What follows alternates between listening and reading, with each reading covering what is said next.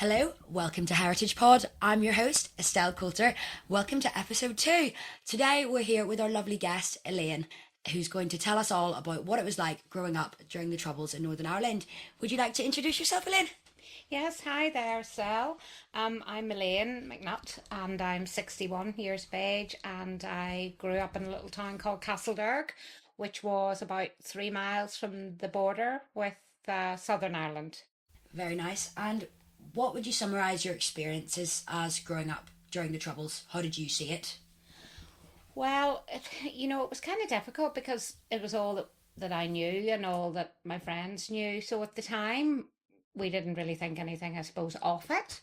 But now when I think back, it was really very strange and odd, and the things that were going on around me that I thought were normal were not. Did you ever experience a lot of violence or disruption? Oh yeah, my dad was the head of the fire brigade in Castleberg, so I was very much part of it all because he would have been out to bomb scares, and there was a lot of those in that little town because it was so close. The people that were bringing the bombs in, they came over just a couple of miles over the border, so there was a lot of bombs. So yeah, it was there was always a lot going on, in our family because of it all. Did you ever experience anything firsthand? Yeah, unfortunately, I did. Well, a couple of things. A bomb went off one time when I was in bed, and the window came in round me. Because that was quite close to our house. But the scariest thing was, my sister and I had gone to the shops, and we were walking home, and we just called into a little furniture shop to buy a wedding anniversary present for my parents. Two people were bringing a bomb into town and it exploded about 100 meters from where we were, and they were both killed. So, yeah, that was obviously very traumatic. Yeah, that's really scary. Do you think it sort of has affected the psyche of people in the country has the highest rate of, suicides, mental health issues in the whole of the UK? Do you think that it could maybe stem back to, problems during the Troubles? Oh, yeah, um, we're brought up in a society that's how it was for years and years. So I would say a lot of people of my age, are struggling, and maybe younger too, because of, just the futility of it all and how many people were killed, and just, you were living in a war zone. Yeah, that's interesting. I think that one of the things I noticed when I first moved across to England, which I didn't anticipate, was how little people know about Northern Ireland. When I would bring up things like the 12th of July and bonfires and even sort of talk about, everyone's heard about the IRA, but people don't actually sort of know what it's about. They don't understand. And I don't know why. I just kind of assumed that that would be taught in history and stuff, but it's not, even though it's part of the UK.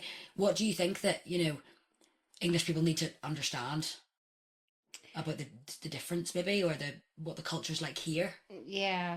Do you know, I think, to be honest with you, when it doesn't actually involve you, everybody has so much going on in their lives and whatever, and if something doesn't actually involve you and it's not in your face, you don't think about it as much. It's like really what's happening in other countries now, that what was happening in Syria, unless it affects you, sometimes you've, as I say, you've so many other things going on that, that you don't really want to think about it maybe too, because there's so much going on in your own life.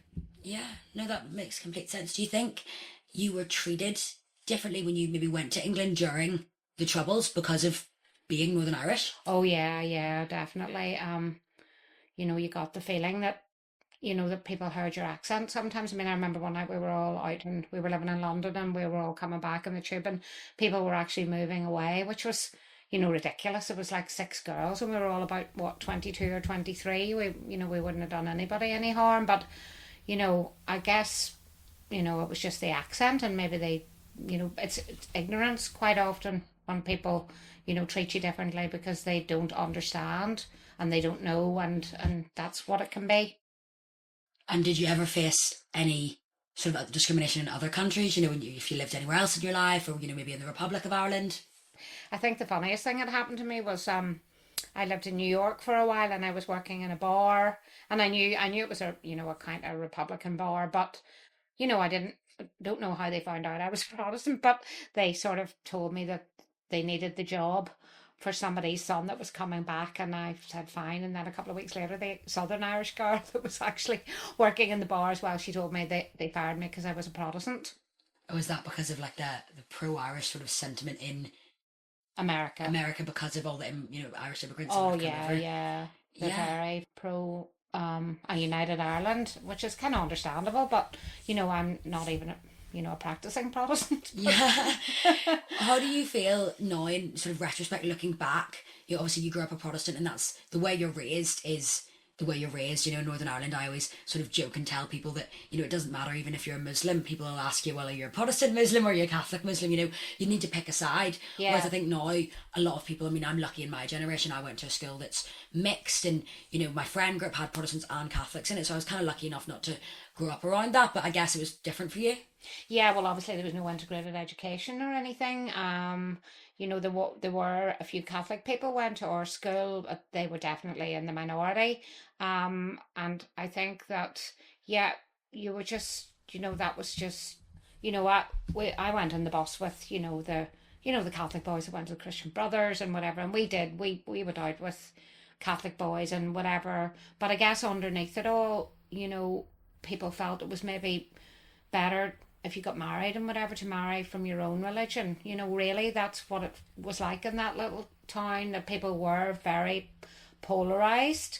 I'm not saying it didn't happen, but people would have had to move away probably. That's how polarized it was. And now saying that, it seems so antiquated, but that's the way it was. Yeah. Which is now so amazing the way we've integrated education, and it's a lot different. But that little town still is quite backwards because of, well, probably how many innocent people were killed, and because it's still quite fresh in a lot of people's minds. I still know people whose fathers were in the UDR, and I lost a very good friend. So I think it's difficult for them to move on, but everybody will eventually. But whenever you've actually grown up and you've lost people, it's hard for people to move on. I think, really. Yeah, and I read something interesting that said that now that the divide between Catholics and Protestants is more of a sort of a class issue in the younger generation, because people who have are maybe middle class are lucky enough to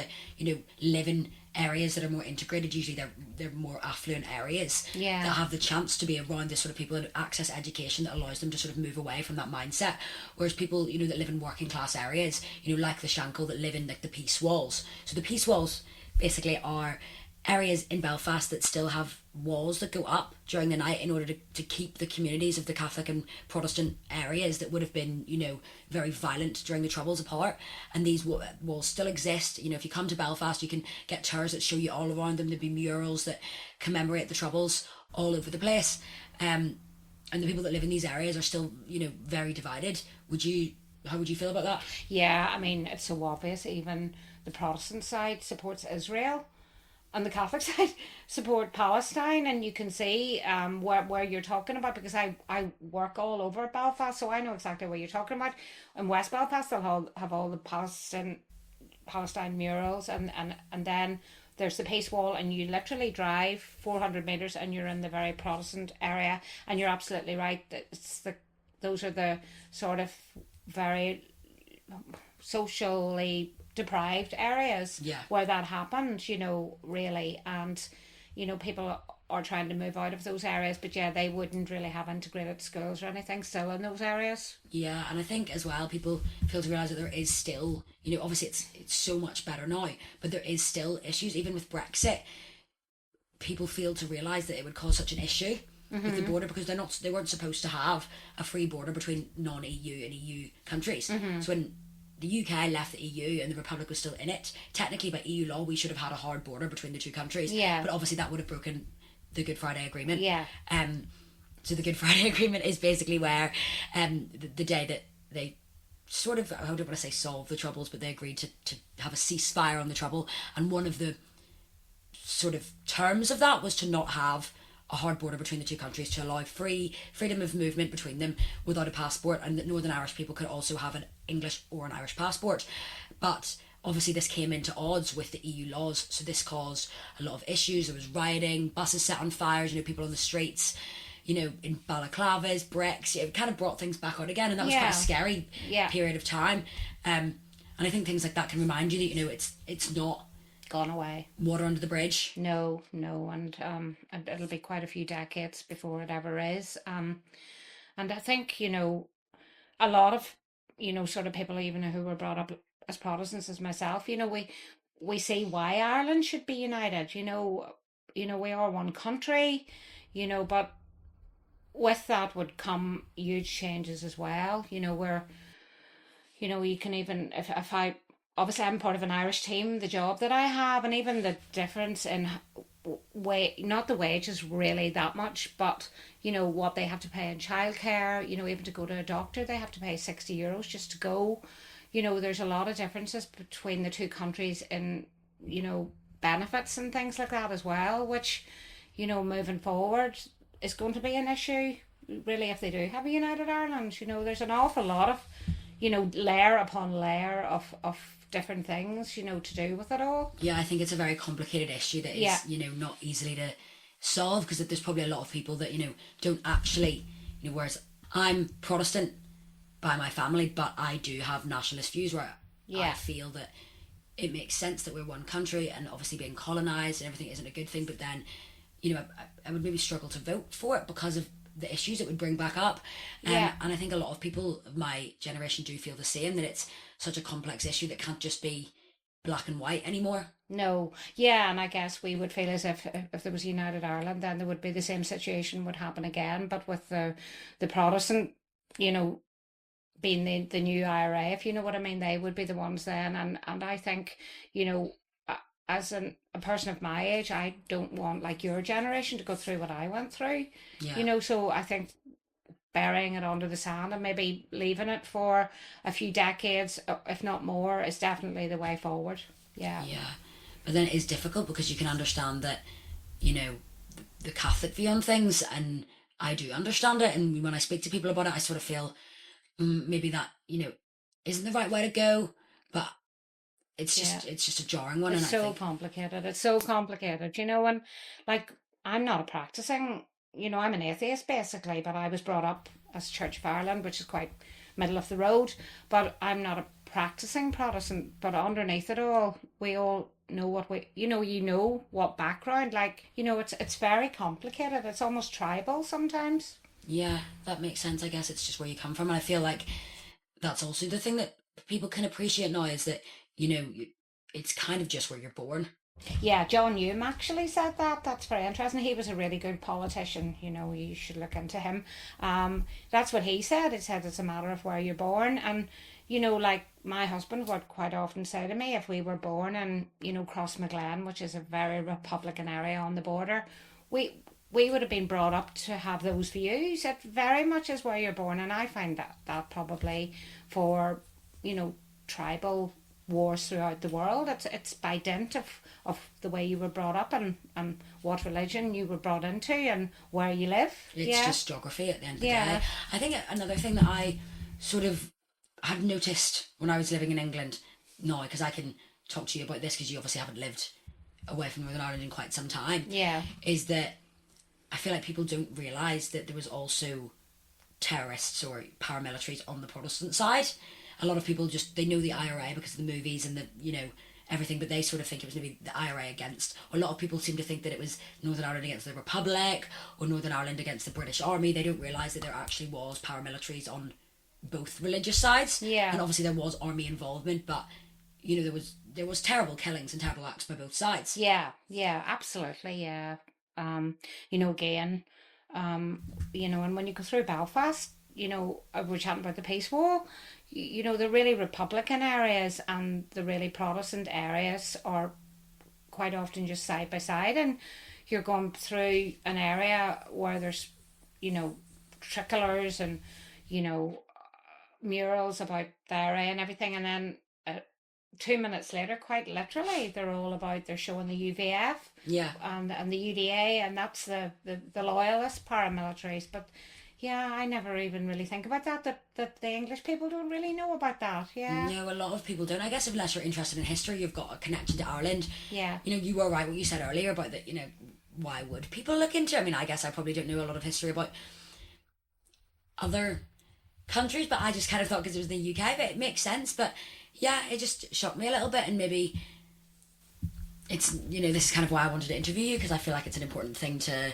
remember, and to tell other people about our culture, and to let people know that, what this country has been through. Mm-hmm. And, I think we all have quite a black sense of humour as well. And, I have a friend, Tony, and he would have, oh, his story is really bizarre. His mum and dad were from completely different backgrounds. And what do they call them in Northern Ireland now? Half-a-jaffs? Yeah, that's like a little joke. If one of your parents is Protestant and one is Catholic, you'd say you're a half-a-jaff. So yeah. Anyway, continue. But his dad was from East Belfast and probably was related to a man called Gusty Spence, who was famous in the Protestant paramilitaries, and his mum's side of the family were Republicans. And again, there's a girl called Dolores Price, and she was actually related to them. So they had to run away, and actually they lived in Sheffield. They got married in Sheffield. Oh, really? Because they had to run away from Ireland? Yeah. And after a couple of years they came back. But Tony's brought up as a Catholic, and his mother was a Catholic, and you will find that too. That's another thing. If when there's intermarriage, if the mother, the matriarch in the family, usually is the one that carries the religion, which is very funny because Tony's brought up as a Catholic, even though his father was very Protestant. So there's an awful lot of weird and wonderful stories in it all too. And he's a very good friend of mine, and that is the truth. Everything he's told me, it's really, really, bizarre. Yeah, it's crazy how people have to come together through these things as well, and how relationships can form through that. And there is some nice stories out of that, especially in the last 20 years, of things have been healing and getting better, and communities have been coming together. You have to look at these positive and nice sort of things that come out of it too. Yeah, and there's a lot of the younger generation who are intermarrying now, and they don't have religion in their lives. I think that's quite often too can happen. Mm-hmm. Yeah. So the next thing I wanted to talk about as well, which is quite a big thing that happens in Northern Ireland, is the 12th of July. Yeah. So I'll give a little bit of context. The 12th of July is a celebration for Protestants who are basically going out once a year to celebrate the dividing of Ireland, I guess, being part of the Union, being part of the UK. But they have some quite strange practices that, I don't want to say strange, they're not strange to me, but I guess to other people when I tell them about it, they just can't really understand. And I don't agree with these. I don't think you do either. I think a lot of people who aren't maybe very strongly Protestant but are of Protestant heritage wouldn't really celebrate them, because a lot of people would sort of accuse these people of inciting hatred.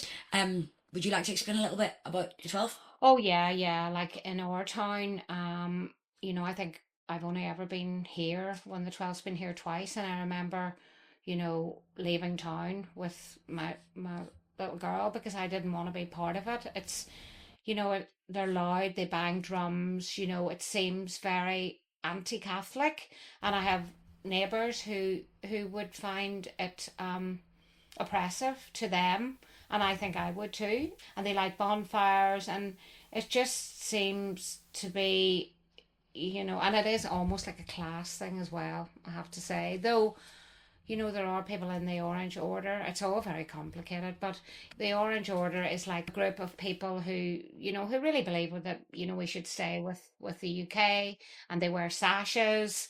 That's what that song, The Sash, is about. And they have meetings and everything, so they're very anti United Ireland. But they come from all walks of society, the Orange Order.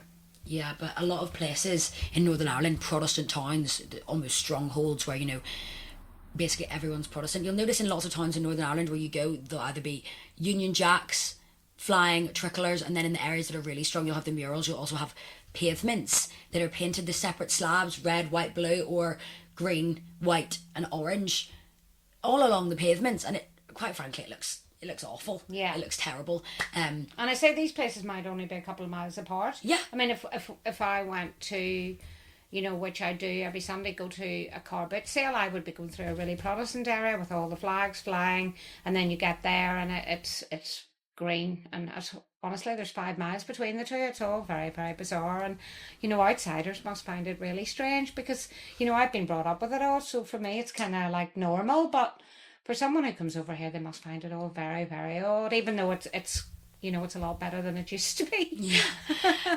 But what will happen on the 12th of July is a lot of these orange orders have bands. So what Elaine was saying about the banging of the drums, so also as well as having meetings and kind of they all have these uniforms with this orange sash around them with the numbers on it. It's quite an organisation. It's very well organised, and they have marching bands, so they'll have people playing like flutes, banging these big drums. They'll have kids that throw like batons in the air and they join in these, and these marching bands are very well organized. Like they have specific songs that they'll play, and then you'll have days the marching bands will come out to the streets, and you'll have maybe 50 of these marching bands coming down the streets all playing their songs. Maybe each one has 50 men, women in it, people following along. People will go out the street with their camping chairs and sit there and have a drink and watch these bands come down. And then in the evening of the 12th, they do those a few times a year, but then on the evening of the 12th of July they light the bonfires. And the bonfires, would you say they have them in a lot of Protestant towns? They are everywhere, aren't they? Yeah, yeah, and all the big housing estates have massive ones, and they'll have competitions to see. Yeah, that's crazy that they compete. Oh, sure. Well, I'll tell you another thing about my childhood. I was brought up beside a housing estate, and my mum and dad brought me up not to be one or the other, but they didn't mind that. Like they used to burn tires then, and they would be collecting the tires for months, and my mum and dad didn't seem to mind that I went and helped them. And like the funniest thing was there was another park on the other side of town, and they tried to steal the tires from the park beside us. So that was even within the same community. There was rivalry going on. That's another very funny thing that kind of I had escaped my memory. Eden Park and Alexander Park would have been, they were had to guard their bonfires. What in would you case, help them do that? Yeah. So you'd be standing as a child just looking after them to make sure no one came and nicked the tires and the pallets off it? Yeah, they had old cars, old cars. Where we all used to sit in the old cars and guard the tires, and we had to all take turns. It's crazy when you think about it, isn't it? I know. Now there's a big debate around, well, there's always been a big debate around the things they burn on these bonfires. So some of them honestly are ridiculously tall to the point where it's actually a health and safety hazard. Like these are close to houses. You'll have kids, loads of people around them. Every year you see one that falls over one way and you've got people Yeah, running. I remember a man fell off one last year, was it? Did he die?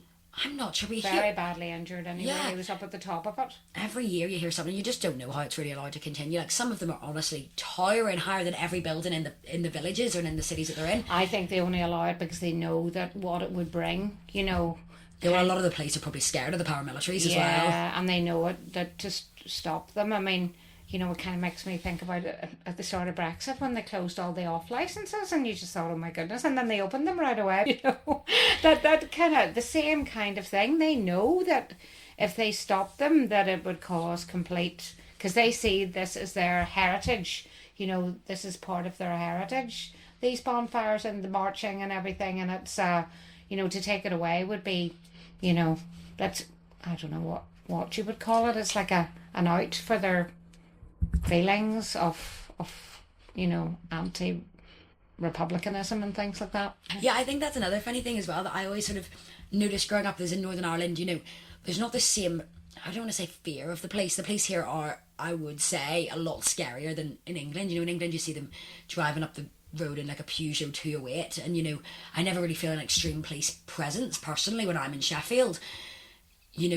I'd maybe see a police car every week or 2 weeks even sometimes, whereas in Northern Ireland we have meat wagons, they're called, which are huge, like armoured kind of Land Rovers, would you say? Mm-hmm. And they're riot vans, I guess. I mean, obviously they have riot vans in England, but not to the same extent as here. No, and Estelle, like, in comparison to what it was like when I was growing up, I would say there's hardly any, but there's lots of them.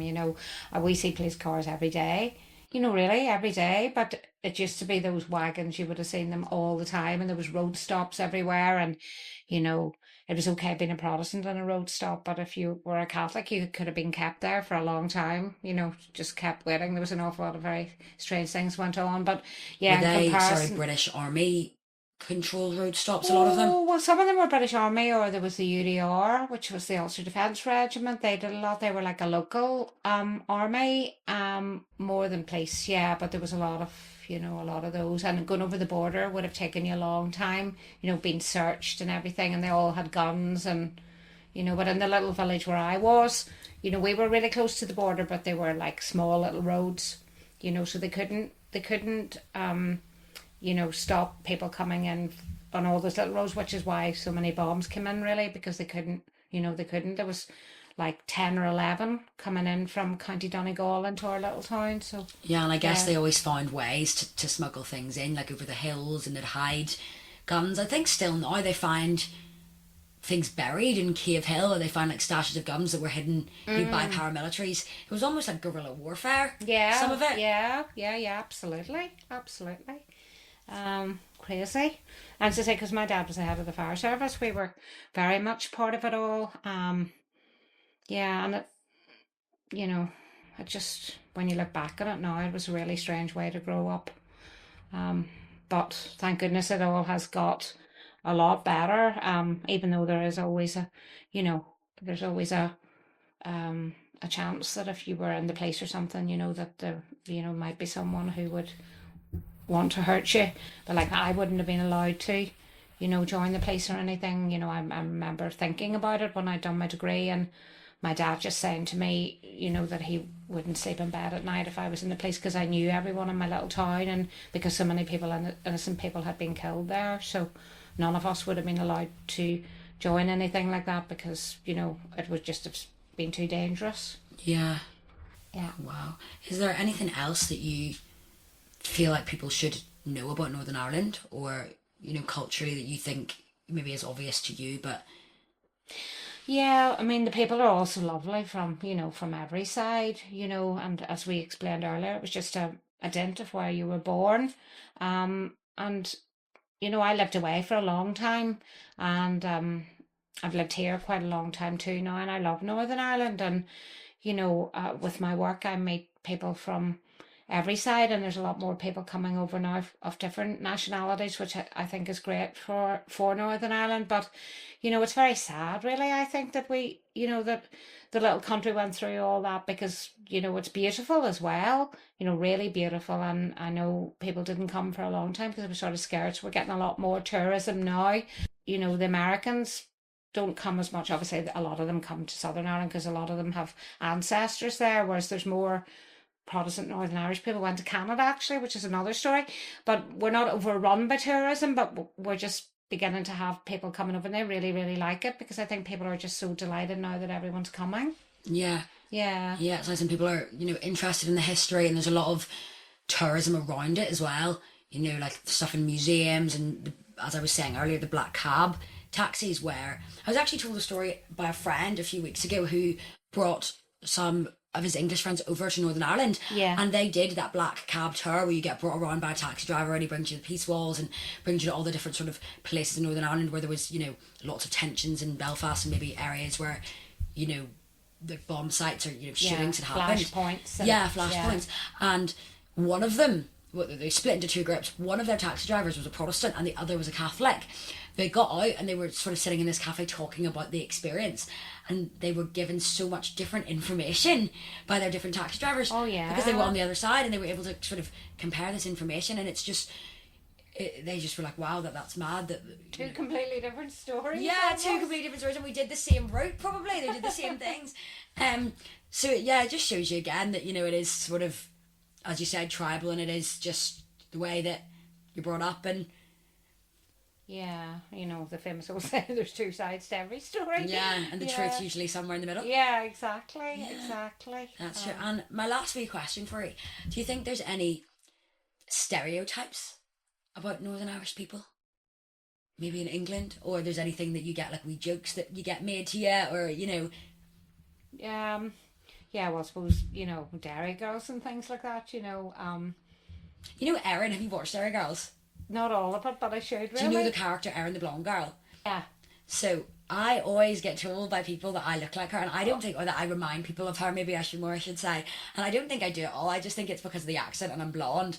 People always go, that girl, you look really like that girl Erin. And I think it is just the accent, because I think maybe in Sheffield more than other cities, obviously Liverpool, there's a lot of Irish people, and even in Newcastle, where Sheffield, I don't come across a lot of, especially Northern Irish people. So I think maybe that's why they just hear the accent, and that's maybe the only time they've heard it. But I get it all the time. You And do look a wee bit I like do get a wee bit, I don't know if I do, but it's always funny because when people are like, you really look like, and I always say it before them, the girl from Derry Girls, I always go, yeah, before I even know what they're going to say. Oh, that is a very funny show, and it is great when we can laugh about it all. You know, the difference between Protestants and Catholics is very funny.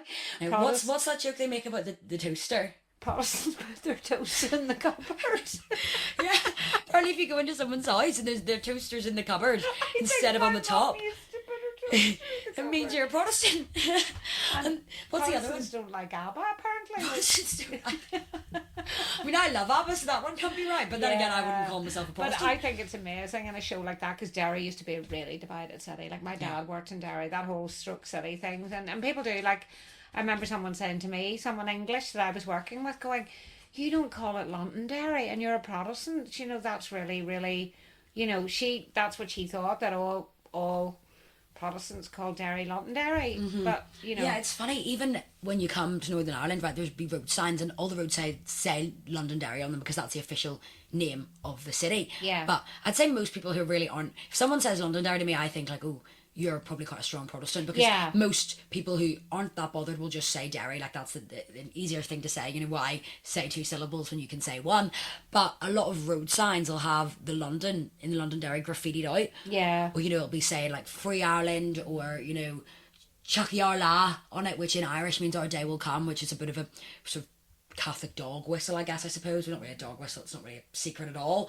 But it just means, you know, like Ireland will be free one day. So it's funny how there's those sort of physical signs, Yeah. you know, in places that divide is I still. know, and with my job, you know, I as I said to you earlier, you know, I travel all around Northern Ireland, so on a daily basis I'm going through places where they have pictures of hunger strikers, and you know, and sometimes I have people over from England going out with me for work, and they're like, oh my God, and I'd be like, no, we're okay. Well, you know, during the day especially we're okay, but I would know exactly where I could go and where I couldn't go. But I always felt that I was all right, because I was a female, and because my name wasn't, you know, it could have been either, and because Dad was a fireman and whatever, I never ever felt scared as a Protestant going anywhere, you know.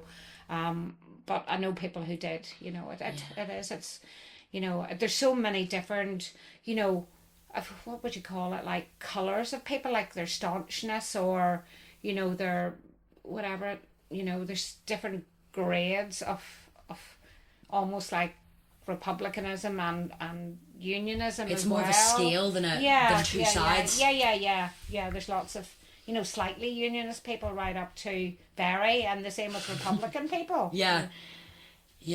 Oh, right, okay. Well, thank you very much for coming on today, Elaine. Okay, thank you, Estelle. All right, well, I will catch you guys on the next episode of the podcast. Thank you so much for listening, and Heritage Brought Out.